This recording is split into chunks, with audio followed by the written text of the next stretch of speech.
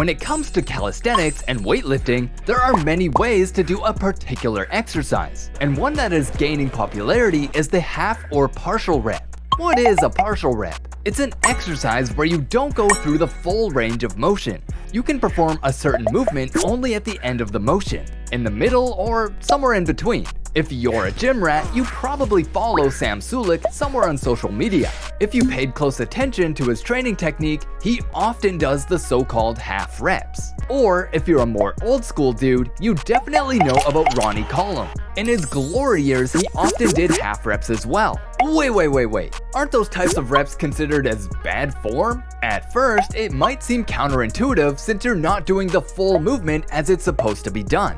But guess what? There are actually some pretty good reasons why throwing in some partial reps could be a smart move. Let's break it down into 3 main benefits: improving position-specific strength, boosting hypertrophy, and working around injuries. First up, partial reps can be like your secret weapon for building strength in specific positions. Take squats and calisthenics for instance. The bottom part of the squat is usually the trickiest. Doing box squats can limit the range of motion, making you focus on that bottom part more. It helps you build strength where you need it the most. Pin squats work similarly, forcing you to concentrate on those weaker positions instead of breezing through the stronger ones. Now, when it comes to making those muscles grow, that's hypertrophy for you, partial reps can be extremely beneficial according to a ResearchGate study. Imagine doing bicep curls or chin-ups. There's a bit of tension at the very bottom, but it's not that challenging. Throw in some partial reps going from about halfway to a full curl or chin-up, and bam, you're increasing the tension on those muscles.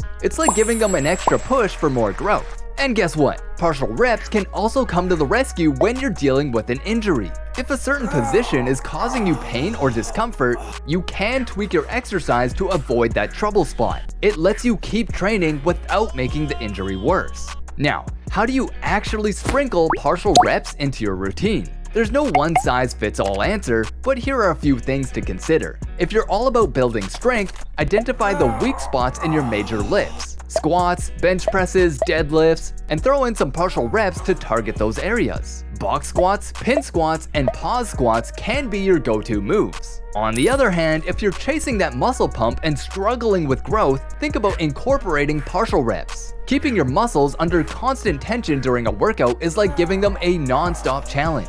This tension slows down the usual return of blood from the muscles, which could lead to less oxygen in the muscles. This might trigger changes like making new blood vessels, a process called capillarization. It's a bit like how blood flow restriction, BFR training works, but without needing a tight band. In fact, an NIH study discovered that this kind of training could actually be better for making muscles bigger and improving their function, especially in young, trained individuals. They can be that extra challenge and help you feel the burn where you want it. Here's a handy list of exercises where partial reps can really make a difference, especially if you're aiming for muscle growth. Number 1, we have dumbbell bicep curls. Just cut out the bottom 1/3 of the movement. Keep it short and sweet. Number 2, we have everyone's favorite, lunges. Stop about 60 to 70% of the way down. This trick isolates your quadriceps, giving them a good workout. And number 3, we have skull crushers. Don't go all the way up. Limit the extension to around 70%. No need to fully lock out those elbows.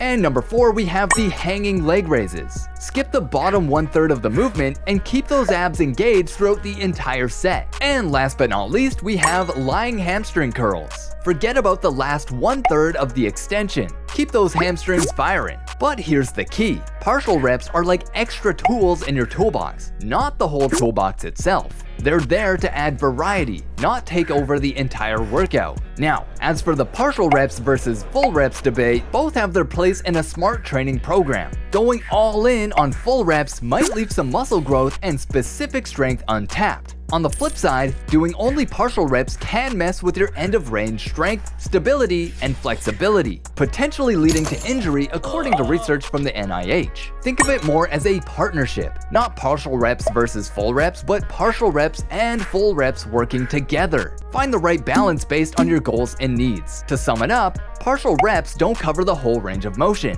but they're super helpful for building overall strength, sparking muscle growth, and working around those injuries. Use them if you need them. If you want to have a professionally structured step-by-step workout and nutrition program, you can visit our website by clicking the first link in the description of this video.